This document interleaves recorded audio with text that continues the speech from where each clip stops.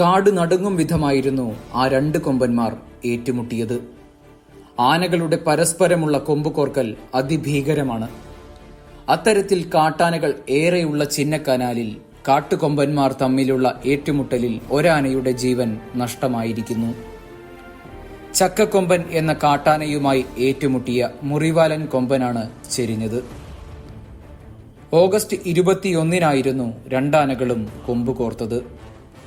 വളരെ ഗുരുതരമായി പരിക്കു പറ്റിയത് മുറിവാലൻ കൊമ്പനായിരുന്നു. ചിന്നക്കനാലിലെ വിലക്കിൽ നിന്നും ഏകദേശം 500 മീറ്റർ അകലെയുള്ള കാട്ടിൽ വളരെ അവശനായി മുറിവാലനെ കണ്ടെത്തിയത് കഴിഞ്ഞ ദിവസമായിരുന്നു. തുടർന്ന് വെറ്റിനറി സർജന്റെ നേതൃത്വത്തിൽ ആനയെ പരിശോധിക്കുകയും ചെയ്തിരുന്നു. പരിക്കേറ്റ് ഇത്രയും ദിവസമായതിനാലും മുറിവുകൾ ആഴമേറിയതിനായതിനാലും അത് പഴുത്തു തുടങ്ങിയിരുന്നു.